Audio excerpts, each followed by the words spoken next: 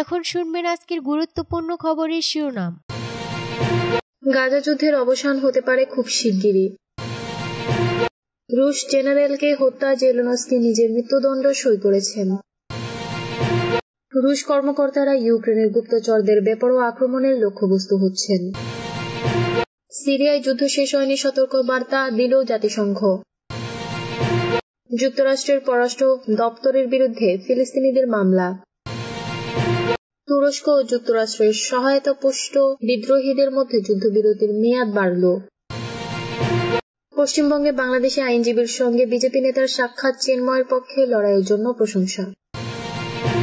গাজা যুদ্ধের অবসান হতে পারে খুব শিগগিরই। গাজায় 14 মাস ধরে চলা রক্তক্ষয়ী সংঘাতের অবসান হতে পারে খুব শিগগিরই। ইসরায়েল ও হামাসের মধ্যে যুদ্ধবিরতি এবং বন্দী মুক্তির বিষয়ে আলোচনা এখন চূড়ান্ত পর্যায়ে রয়েছে। মিশর ও কাতারের মধ্যস্থতায় কায়রোতে চলমান আলোচনা ইতিবাচক অগ্রগতি হয়েছে বলে জানিয়েছে বিভিন্ন সংবাদ মাধ্যম। মাসের পর মাস ধরে কাতার ও মিশরের পাশাপাশি ইসরায়েল হামাসের মধ্যে একটি চুক্তি করানোর চেষ্টা চালিয়ে আসছে যুক্তরাষ্ট্র। বিশেষ করে মার্কিন প্রেসিডেন্ট জো বাইডেন আগামী মাসে ক্ষমতা ছাড়ার আগে তার প্রশাসনিক উদ্যোগে নতুন মাত্রা যোগ করেছে। হোয়াইট হাউসের মুখপাত্র জন কিরবি ফক্স নিউজকে দেওয়া এক সাক্ষাৎকারে বলেন, আমরা বিশ্বাস করি এবং ইসরায়েলও বলেছে আমরা চুক্তির কাছাকাছি, তবে আমাদের আশাবাদে এখনো কিছুটা সতর্ক থাকা উচিত। তিনি আরো বলেন, আমরা এর আগে এমন অবস্থানে পৌঁছেছি কিন্তু চূড়ান্ত রূপ দিতে পারিনি। চুক্তি চূড়ান্ত করতে সিআইএ পরিচালক উইলিয়াম বার্নস, কাতারের প্রধানমন্ত্রী শেখ মোহাম্মদ বিন আব্দুলুর রহমান আল থানির সঙ্গে বুধবার দোহায় বৈঠক করার কথা রয়েছে। সূত্র জানিয়েছে এই বৈঠকের লক্ষ্য হচ্ছে ইসরায়েল ও হামাসের মধ্যে থাকা বাকি আমিলগুলো দূর করা। খবরে বলা হচ্ছে কয়েকদিনের মধ্যেই চুক্তি সই হতে পারে। এর মাধ্যমে গাজায় যুদ্ধ বন্ধ হবে এবং হামাসের হাতে থাকা বন্দী ও ইসরায়েল কারাগারে আটক ফিলিস্তিনিদের বন্দীদের বিনিময় সম্পন্ন হবে।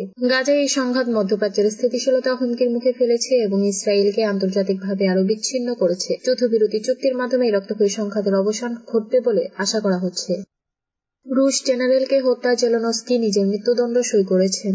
রাশিয়ার সামরিক বাহিনীর শীর্ষস্থানীয় কর্মকর্তা লেফটেন্যান্ট জেনারেল ইগর কিরিলভ হত্যার ঘটনায় দেশটির রাষ্ট্রীয় টেলিভিশনে তীব্র প্রতিক্রিয়া দেখা গেছে। রাশিয়ার রাষ্ট্রীয় টেলিভিশনে অনুষ্ঠিত একটি রাজনৈতিক টকশোর উপস্থাপকের হত্যার জন্য ইউক্রেনকে দায়ী করেছেন। তিনি বলেছেন, এই হামলার মাধ্যমে ইউক্রেনের প্রেসিডেন্ট ভলোদিমির জেলেনস্কি তার নিজের মৃত্যুদণ্ড সই করেছেন। গতকাল মঙ্গলবার সকালে রাশিয়ার রাজধানী মস্কোয় এক বিস্ফোরণে ইগর কিরিলভ নিহত হন। এই গুপ্ত হত্যার দায় স্বীকার করেছে ইউক্রেন। এর মধ্য দিয়ে প্রায় 3 বছর ধরে চলা ইউক্রেন যুদ্ধে রাশিয়ার ভূখণ্ডে দেশটির সবচেয়ে উচ্চ পর্যায়ের কোন সামরিক কর্মকর্তা ইউক্রেনের হামলায় প্রাণ হারালেন। ইগর কিরিলভ রাশিয়ার nuclear, biological and chemical protection troops নামের একটি বাহিনীর প্রধান ছিলেন। বিবিসি রাশিয়ার সম্পাদক স্টিভ রোজেনবার্গের ভাবনা হল গতকাল সকালে ইগর কিরিলভের নাটকীয় গুপ্ত হত্যার বিষয়ে মন্তব্য করার জন্য পুতিনকে আগামীকালের জন্য এই অনুষ্ঠানকে ব্যবহার করবেন। পুতিন কি সিরিয়ার ব্যাপারে তার নীরবতা ভাঙবেন। মধ্যপ্রাচ্যের মস্কোর প্রধান মিত্র বাশার আল আসাদের পতনের বিষয়ে এখন পর্যন্ত প্রকাশ্যে কিছু বলেননি রুশ প্রেসিডেন্ট। পুতিন তার দেশের নাগরিকদের কি বলবেন যে রাশিয়ার কোন দিকে যাচ্ছে, কারণ ইউক্রেন যুদ্ধ,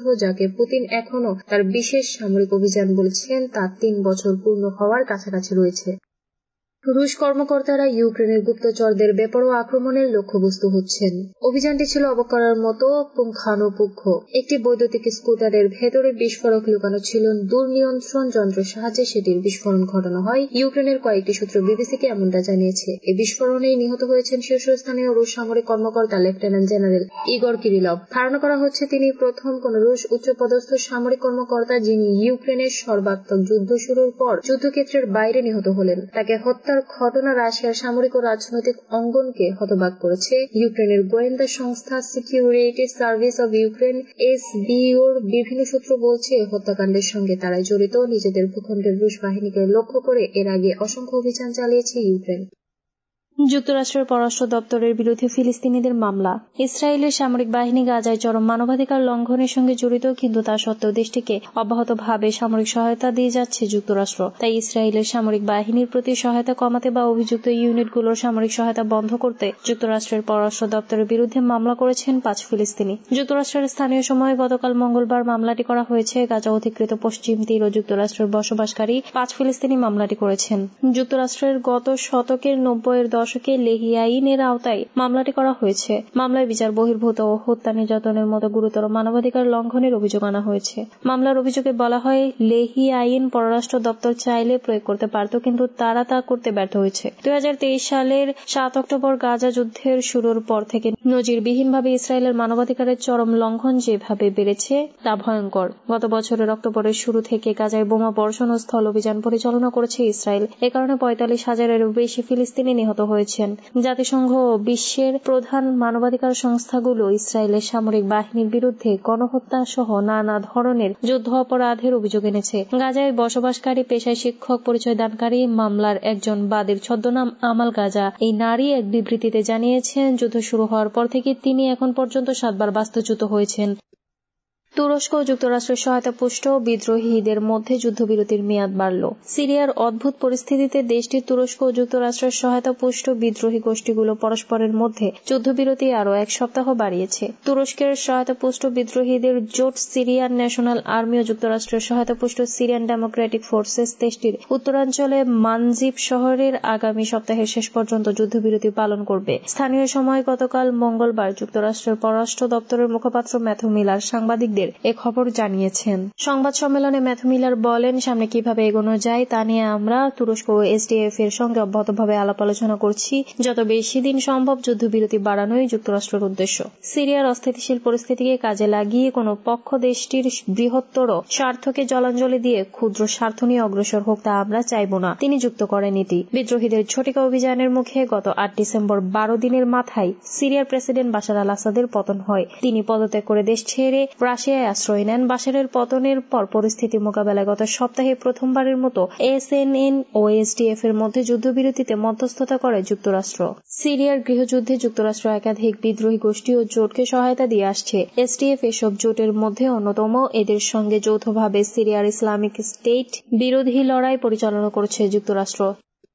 পশ্চিমবঙ্গে বাংলাদেশি আইনজীবীর সঙ্গে বিজেপির নেতার সাক্ষাৎ, চিন্ময়ের পক্ষে লড়াইয়ের জন্য প্রশংসা। চিন্ময় কৃষ্ণ দাসের পক্ষে দাঁড়ানো বাংলাদেশি আইনজীবী রবীন্দ্র ঘোষের সঙ্গে সাক্ষাৎ করেছেন ভারতীয় জনতা পার্টির জ্যেষ্ঠ নেতা অর্জুন সিং। মঙ্গলবার পশ্চিমবঙ্গের উত্তর 24 পরগনা জেলার ব্যারাকপুরে তাদের এই সাক্ষাৎ হয়। এ সময় বাংলাদেশের হিন্দু সম্প্রদায়ের অধিকারের পক্ষে সোচ্চার থাকার জন্য রবীন্দ্র ঘোষের প্রশংসা করেন অর্জুন সিং। রবীন্দ্র ঘোষ বর্তমানে চিকিৎসার জন্য পশ্চিমবঙ্গে অবস্থান করছেন। তিনি বাংলাদেশ মাইনরিটি ওয়াচ নামের একটি সংগঠনের সভাপতি। তিনি বাংলাদেশ সংখ্যালঘুদের দুর্দশা নিয়ে সোচ্চার এবং চিন্ময় কৃষ্ণ দাসের পক্ষে দাঁড়ানোয় তাকে প্রাণনাশের হুমকিও দেওয়া হয়েছে। উল্লেখযোগ্য, রাষ্ট্রদ্রোহ মামলায় গ্রেপ্তার বাংলাদেশ সম্মিলিত সনাতনী জাগরণ জোটের মুখপাত্র চিন্ময় কৃষ্ণ দাসের জামিন শুনানিতে অংশ নিতে 12 ডিসেম্বর থেকে ঢাকা থেকে চট্টগ্রামে গিয়েছিলেন রবীন্দ্র ঘোষ। তখন চিন্ময় কৃষ্ণ দাসের পক্ষে ওকালতনামা তিনি আদালতে দাখিল করতে পারেননি। পিটিআই এর খবরে বলা হয়েছে, রবীন্দ্র ঘোষের সাথে সাক্ষাৎ শেষে বিজেপি নেতা অর্জুন সিং বলেন, বাংলাদেশের সংখ্যালঘু হিন্দুরা যেন ন্যায় বিচার পান সেজন্য